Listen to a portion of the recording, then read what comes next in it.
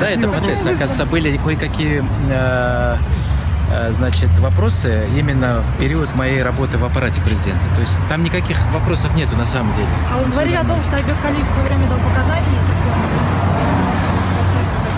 Не, это чушь, это полная чушь. Это я опровергаю сразу. Бишкек жылуулук электр борборун жаңылоодогу коррупция боюнча козголгон кылмыш иштин алкагында УКМКга сурак берген Сапар Исаков көрсөтмө үчүн чакырыла турган акыркы атка минер эмес деген маалыматтар айтылууда. Бул тизмеде экс-премьер-министрлер менен катар мурдагы бир нече министрлер орун алышы мүмкүн. Бишкек ТЭЦиндеги авариянын себептерин иликтеген парламенттик комиссия алардын баарынын атын атабаса да бул ишке тиешеси бар 10го жакын жетекчи бар экенин ачыкка чыгарышты. Алсак Жантөрө Сатыбалдиев премьер-министр болуп турганда Кытай тарап менен келишим түзүлгөн болсо, Жоомарт Отурбаев өкмөттү жетектеп жатканда Бишкек жылуулук электр борборун оңдоо башталган. Ал иш Темир Сариевдин тушунда да улантылган. Негизи эле ошол жердеги мурунку экс-премьерлер, катышкан адамдар, кол койгон адамдардын фамилиясын биз мурун чыгарбайлы деген пикирде болуп, анан комиссия кече чечти, ошолордун баарын чыгарабыз.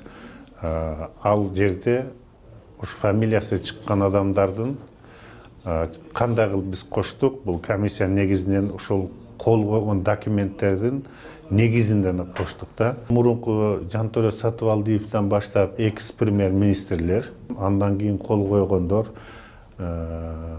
Осмонбек Артыкбаев жаңылбасам жүрөт. Бишкек жылуулук электр борборун модернизациялоо 2013-жылы башталып 4 жылга созулганы белгилүү. Ошондо 4 жыл ичинде 3 өкмөт башчы жана 3 энергетика министри алмашыптыр. Алсак 2012ден 2013-жылга чейин энергетика жана өнөр жай министрлигин Автандил Калманбетов жетектеген. Андан кийин 2014-жылга чейин жогорку кеңештин азыркы депутаты Осмонбек Артыкбаев мекемени 2 жыл башкарып турган. Кийин бул кызматка Кубанычбек Турдубаев келип, бирок андан кийин эле энергетика жана өнөр жай министрлигинин функциялары экономика министрлигине жана Улуттук энергетикалык холдинг компаниясына жүктөлүп калган. Белгилүү болгондо Энерго холдинг түзүлгөндөн тарта аталган башкармалыкты Айбек Калиев жетектеп келген. Учурда Калиев так ушул ТЭЦке байланыштуу камакта.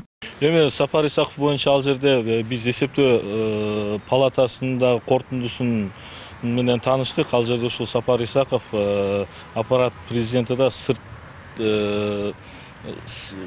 сырткы байланышты тышкы саясатты бөлүм башчысы катары ал жерде Сапар Исаковдун дагы кат жүзүндө жазуу кагаздары бар экени эсептөө палатасынын актысында көрсөтүлгөн.